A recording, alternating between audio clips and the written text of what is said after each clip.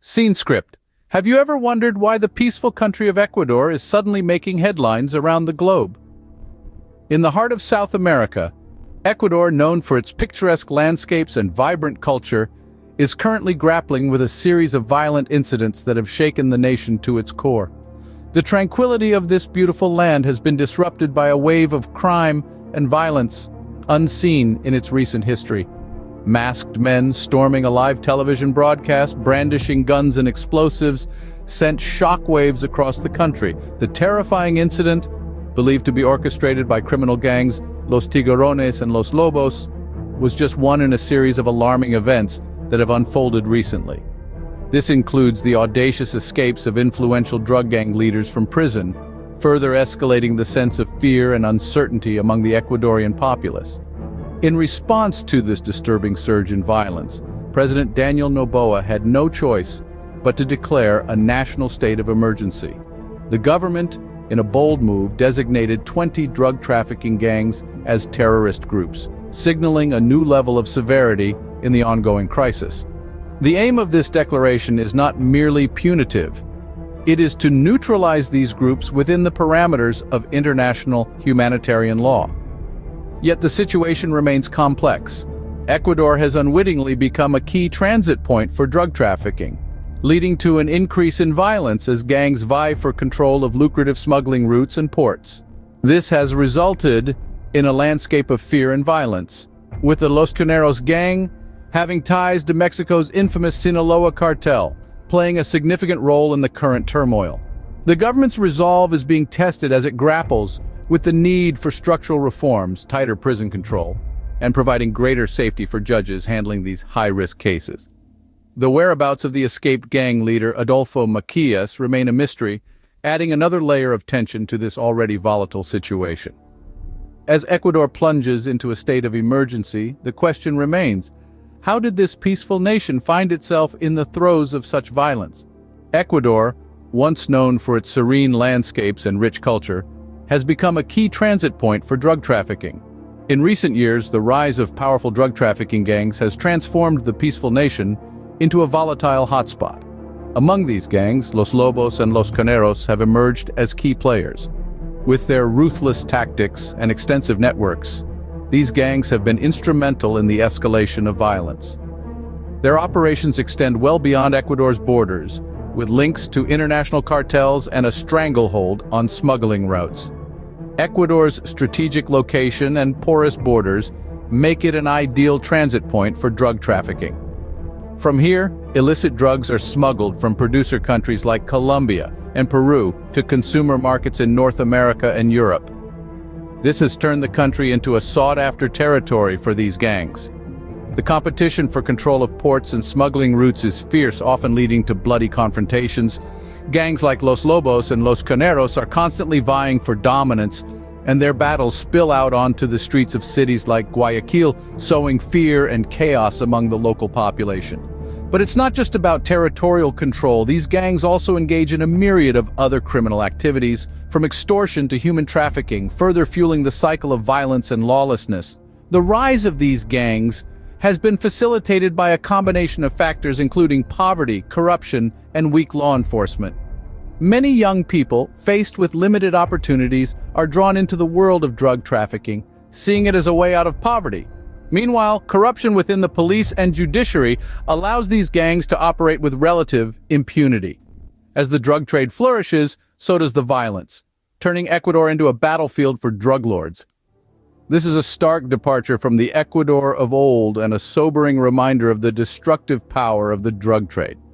The question now is, how will the country respond to this growing crisis? Faced with escalating violence and a nation in turmoil, what is the Ecuadorian government doing to combat this crisis?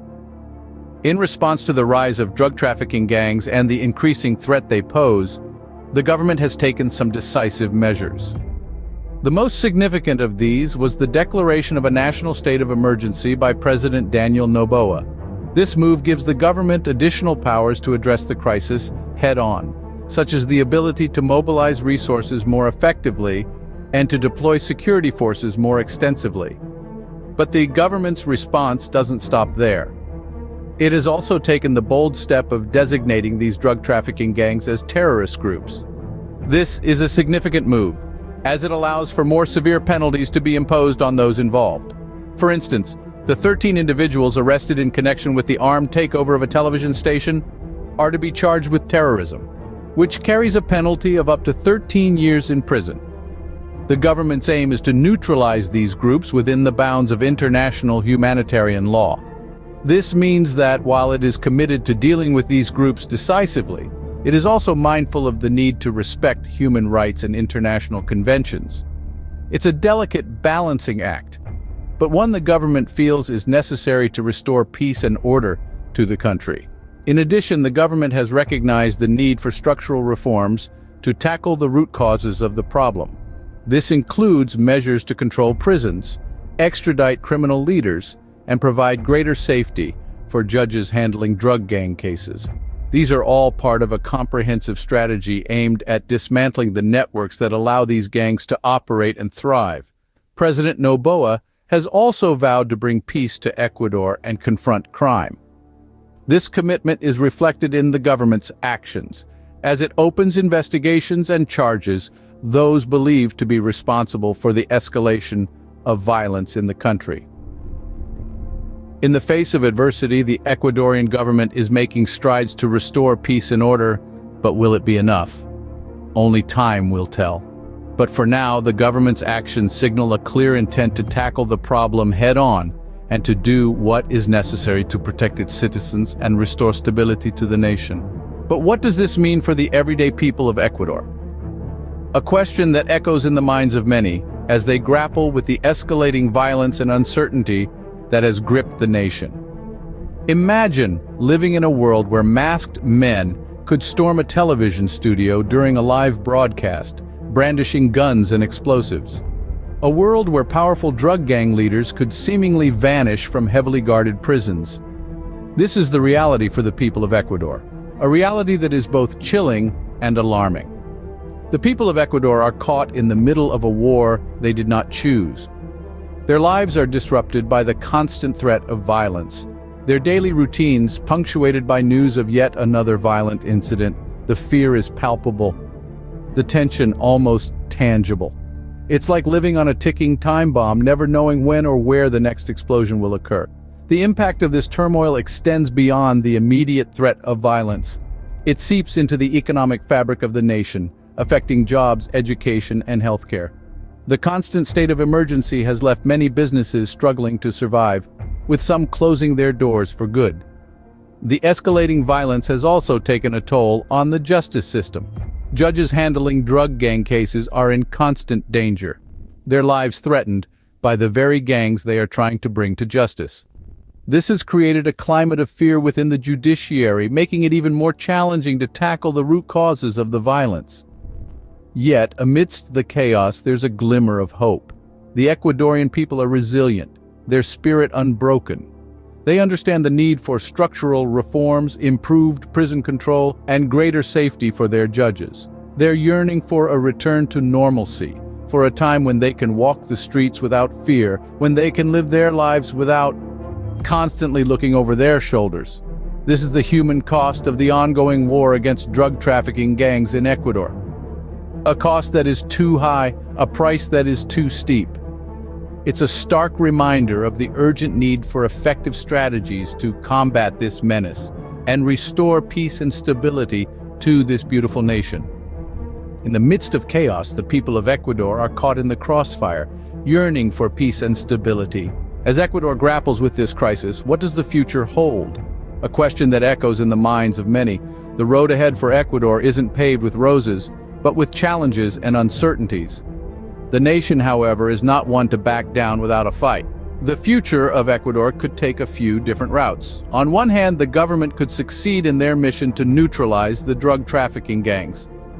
This would mean restoring order, reducing violence, and bringing a sense of peace back to the streets. However, this is no small feat. The gangs have proven themselves to be resourceful and resilient, and it will take a concerted effort from all levels of government to dismantle these operations. On the other hand, the situation could escalate. The gangs could continue to grow in power and influence, leading to even more violence and instability. This is a future that Ecuador cannot afford. It is a future that would put innocent lives at risk and further destabilize an already volatile region. However, the most hopeful scenario is one of peace. A future where the government and the people come together to create meaningful change. A future where structural reforms are implemented, prisons are controlled, and criminal leaders are extradited. A future where judges handling drug gang cases are provided with the safety they need to do their jobs effectively. But this future isn't just up to Ecuador. The international community must also play a role. Drug trafficking is a global issue, and it requires a global solution. Countries around the world need to cooperate, share information, and provide support in order to combat this scourge. So as we look to the future, we must remember that the battle against drug trafficking and violence is not just Ecuador's fight, it's a fight that we all share. The road to peace is fraught with challenges, but for the people of Ecuador, hope prevails. The nation looks to a future where tranquility reigns once more.